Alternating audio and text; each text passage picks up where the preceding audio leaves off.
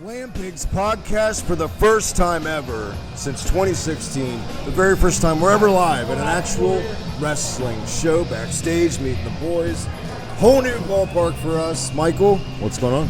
It is definitely exciting to be out of our comfort zone here. I feel like we've taken one step into the business today as we are live from lovely Elmwood Park, New Jersey. We're here at the ECPW wrestling event tonight. We will be doing lots, including having some interviews with some of the stars here, as well as the promoter, DJ Storms. Travis, are you excited? I'm excited. Lovely venue, great place, great people. I don't know how they do the commute every day, though, to be honest. The roads were a little confusing, but you can tell we're small town boys. This is big city living. Most definitely. Out here, Rochelle Park. Did I say that right? Yes. Yeah. Rochelle Park. We're in Elmwood Park. Elmwood Park. There's so many parks in New Jersey, Michael. We noticed that. It's a garden state. Yes, we're here for ECPW and DJ Storms Off the Rails, which will be live on YouTube and Rumble Video. Going to have some guests coming up, Michael. We got tag team The Audacity, Tiffany Grady. 6:40, Tiffany Grady. Yep. 5 or so minutes later, you're back. Cool, thank you. Yep. Just setting it up right now as you hear the official You've Got the Audacity and stuff. Real quick before we get into indie wrestling world here, Michael, what's been going on in SmackDown AEW? You been keeping up? AEW, no. Yeah. No, SmackDown a little bit, yes. Other than Money in the Bank qualifying matches, really not a whole lot going on SmackDown. We did have a little promo battle last night with all 4 members of the tag team match. Excuse the background noise. We are live. We're doing this one take, baby. Yes, we do want to apologize if you hear there's a lot of people here, a lot of setup going on. We're about 45 minutes out from Off the Rails event right here in New Jersey. But yeah, SmackDown last night. Biggest thing coming out of it for me, not Cody, not John Cena, not any of that. The handling of Carmelo Hayes is completely fucking baffling. Let's be honest. What's going on? I asked you on the way here, like, how many jobs does this guy have to do before he actually gets an opportunity to shine a little bit? Obviously, the talent is there, the charisma is there. For some reason, I don't know if he's pissed off somebody in the back or somebody in the front office. I don't know what it is, but this guy needs a little shine. Now, for me personally, when I look at Carmelo Hayes, I've always seen just generic creator wrestler. I think the bigger star, which I called back in the day, was Trick Williams. He's actually coming to prove that. I think Carmelo Hayes could be the Jannetty of the group. I'm going to have to disagree with you. I think Trick Williams is more sizzle and not enough shake for me. Steak? Little steak. Shake and bake. Shake and steak. But Andrade making the advancement. The Money in the Bank's kind of panning out already. We got, I think both of our early pick is LA Knight. It's now or never for LA Knight. It's got to be, right? It's got to be LA Knight or bust for me. I just don't, it wouldn't make much sense with his trajectory right now. They don't really have him doing anything else other than going in Money in the Bank. Rollins already has a little side story going with Jey Uso, has some stuff going on. The other members so far in the match also, I just don't see it. It has to be LA Knight here. Has to be. Now, possibly, it could be a Rollins just to get this storyline over with Heyman and that. Is it even needed, though, in your opinion, to get that over? Some people would say yes. I think their momentum's already been well established to where Rollins doesn't need to win Money in the Bank to have a championship opportunity. So, for me, I think it makes more sense for a guy like LA Knight to take that next step. He's been United States champion. He's well over with the crowd. It's time to put up or shut up for him, and I think it's time to put up. I'm actually shocked that they already did Jey Uso and Seth Rollins so early. They already did that match. I thought that was going to be your SummerSlam main event. Well, they did it very well. They did a schmoz finish, which I think everybody knew was coming there. It's definitely going to set up something in the future that may be one of your SummerSlam main events. Hopefully we'll get to see it. If not, I'm going to be a little disappointed because who else is there on Raw that you'd really like to see challenge for it? On the other end, the John Cena heel experiment, for me personally, complete flop so far. And I don't think it's all on Cena. I mean, The Rock not showing his face has not helped. Travis Scott apparently being lazy and not taking training seriously. Not like Travis Scott being in the picture was going to make it any better for me anyway, but what are your whole thoughts on how the structure of Cena's matches, just all this shit going on? I think it's done by design, but I don't think it's gone according to plan. You can tell that this was kind of, I think it was kind of rushed, this plan. I think this would have went about much better for me if the heel turn would have come after a loss instead of before he even had the WrestleMania match. That's where I don't like the heel turn. It should have come after a loss. Then he gets the belt. Cody chases it, gets it back. Other than that, yes, his match pace is even slower and more boring than it was before. But I'm interested to see where it goes. There's still some mileage left on it. Let's give it a chance. We haven't been around since our WrestleMania predictions and whatnot. That main event, whether it was by design or not, horrible. Not just the in-ring, the fact that it took Travis Scott 3 Undertaker entrances to get to the fucking ring. Walk. Would you fucking go? Yeah, this is not your concert. We're not all here for you. Move your ass. Get down to the ring.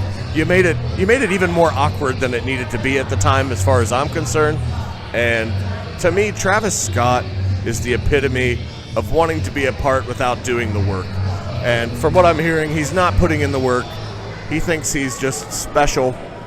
And as much of a fan as he is, you can't just take this business half-ass. And I think that's what the problem is with him. We really need The Rock back in the picture, as far as I'm concerned, to make this story more entertaining. Also, you know it's getting serious when I button the top button. You guys should see this right now. He's wearing a Triple H blazer right now Sean Mooney. with his little elbow patches on there. It's pretty entertaining. What, Hunter Hearst Helmsley, 95 style? I like it. Where's your hot lady to walk out to the ring? I left her at home. Well, I feel like that would have been an important thing to bring.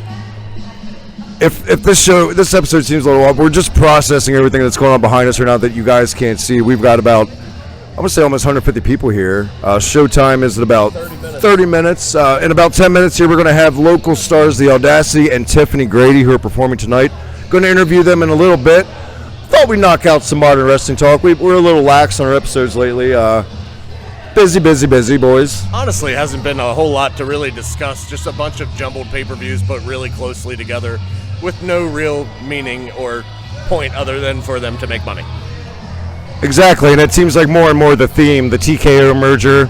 It's also that time of the year. It's kind of a lull in wrestling. People are a little less interested after WrestleMania. Once you hit SummerSlam time, that's when the storylines tend to pick up a little bit, and we get a little more interested in what we're watching. We were talking on the way here, too. WWE seems to be phasing out house shows, and just, it seems like the towns are going to more. They try to knock out 30 nights in the same time, which makes sense, you know, and the amount of money they're making now, they don't need to do the house show route. Conserve your talent's health, their bodies, you know. Charge an ass load for a ticket. Yes. Oh, my God, yes. We were hopefully trying to go to SummerSlam this year, but unfortunately it's not looking good. Might have to put a mortgage out on my house if I'm going to go to SummerSlam this year, but we'll see. Let's flip over to the other side of AEW. And I know you haven't really watched AEW, but we got to cover it. I've been keeping up a little bit. Coming out of Double or Nothing, a lot of people happy they went the Hangman Page route. Me personally, I think it was the complete wrong call. I think Ospreay should be the guy to focus on right now. I think he's the guy that kids watch and they're like, oh my God, not Hangman Page, even though he has his fans.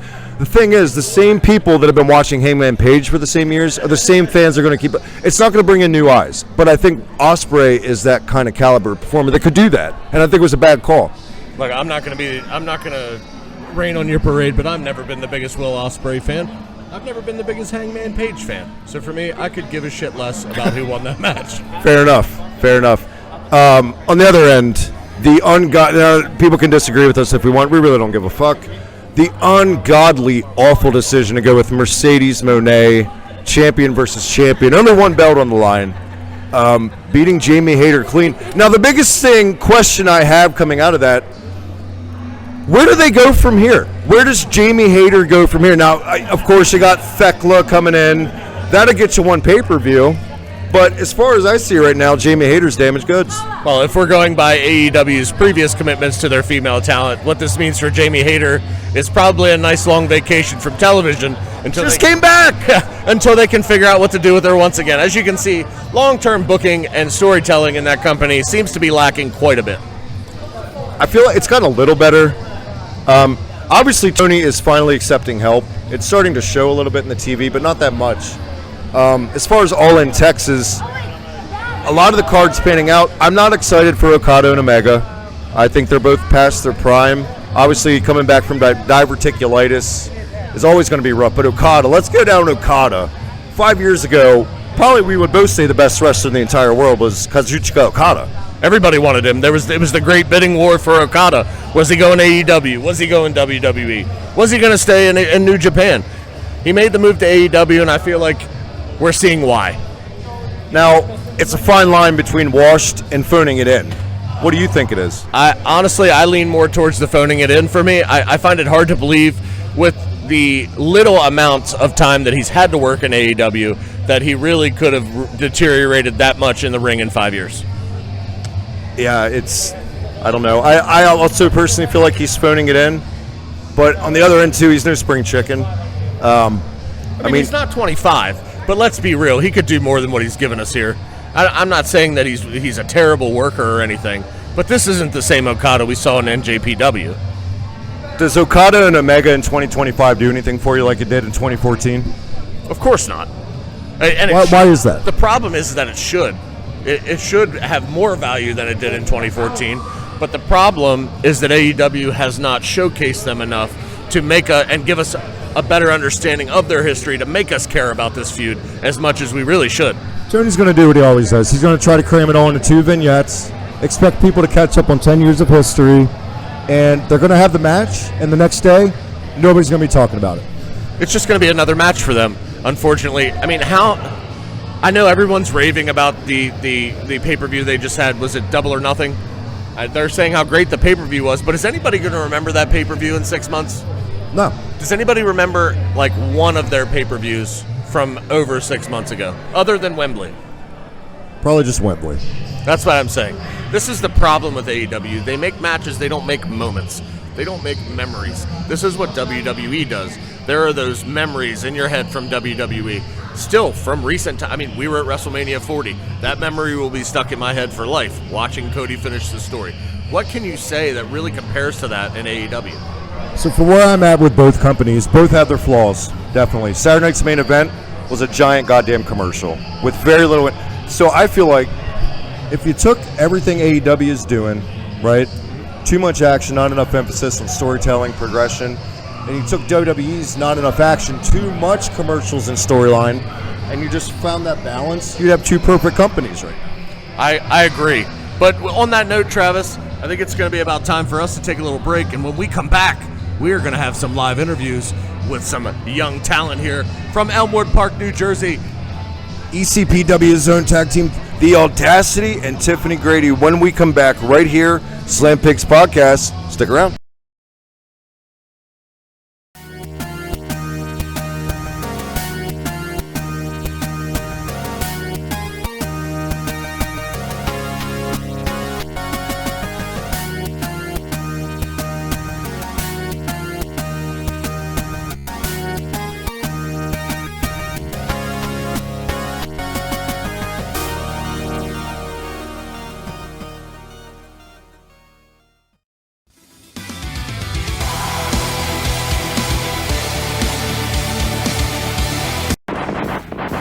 Slam Pigs Podcast back here once again off the rails. ECPW DJ Storms production with, I'll be totally honest, I'm shooting from the hip here. When DJ approached me and said, who do you want to interview?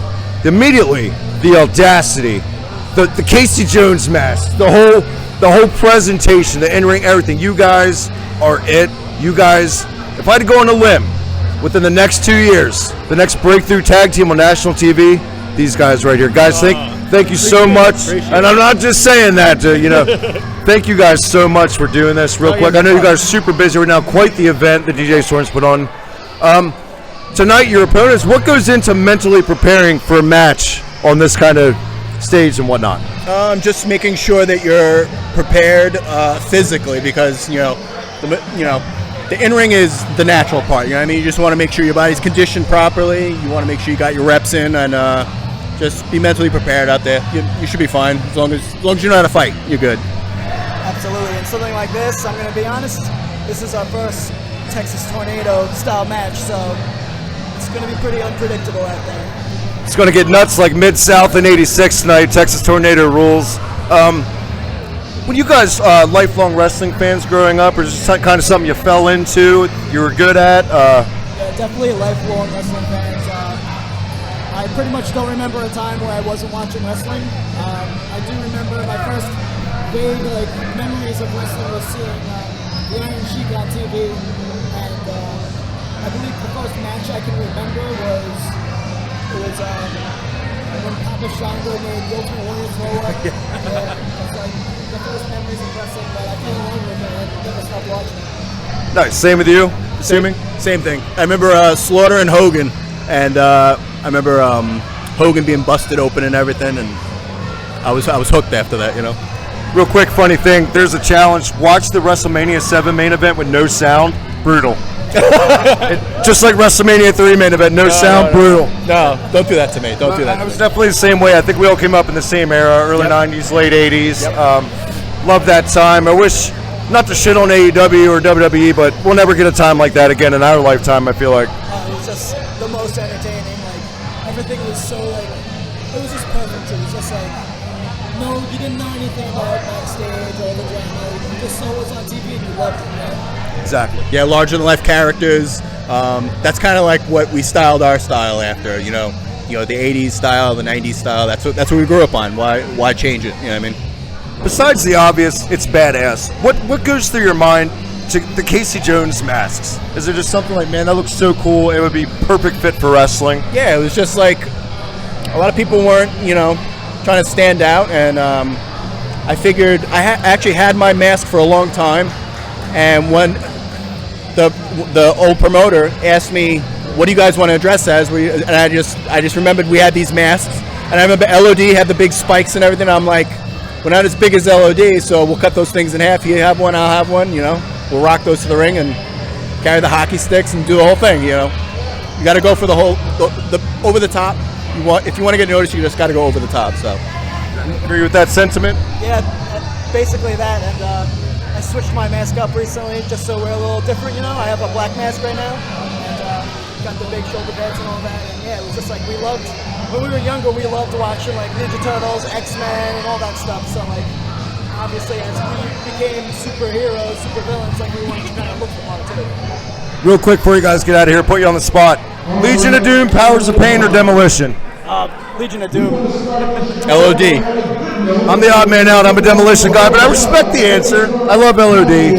I don't think anyone's ever going to say Powers of Pain. I know you guys are super busy. Show's about to start. Thank you guys so much. Thank you, Travis. Check out, real quick, social media, Pro Wrestling Tees, anything you guys want to promote, check it out. Yeah, Audacity Pro Wrestling Tees. You can find us on there. It's www.prowrestlingtees.com/Audacity, and on Instagram it's at MC_Audacity and SC_Audacity. Guys, get over there, check out the Audacity, the best up-and-coming team you never heard of. You will soon enough. Until then, guys, good luck tonight, your Tornado Tag Team match. Thank you for joining us. We'll see you at Off the Rails. All right, back here, Tiffany Grady, thank you so much for joining us here. ECPW Off the Rails. This woman right here has been everywhere. CZW? Yep. My goodness. How long have you been in the business? I have now been in the business about 8 years. Very nice, very nice. Tonight, big-time match for you? I guess you could say that. I'm familiar with my opponent tonight. What goes through the thought process right before you're about to step in the squared circle? How do you mentally prepare yourself for a match? I go and collect myself. I do a little bit of, positive outlook. I stay away from my opponent, but I do study them beforehand so I know what I'm going into. Very nice. A woman who knows what she wants and how to get it, ladies and gentlemen, right here, Tiffany Grady. Were you a lifelong wrestling fan growing up? So we went into a period in my house, like wrestling was always in the house, we always watched it, I think that's most of us growing up. For a while, it wasn't in the household as much.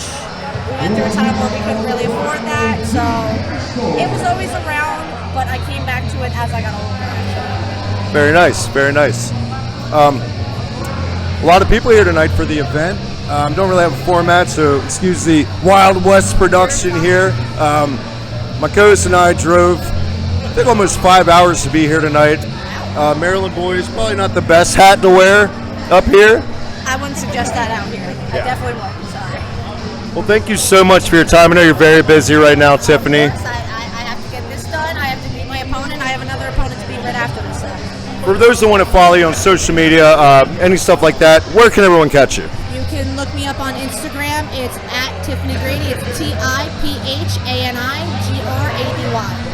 Very nice, guys. Go to check out Tiffany Grady, up-and-coming star. And in my opinion, look out for a national TV very soon. Thank you.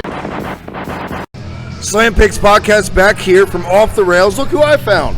It is the one and only DJ Storms, and we got one hell of a show for you tonight. We got a Texas Tornado Tag Team match with Silk City Kings and The Audacity. For the TCW World Tag Team titles, we got a 4-man mini tournament to crown the first ever Savage Heavyweight Champion. And of course, we got a title for title match with Alex Ryman and Gunner Trash.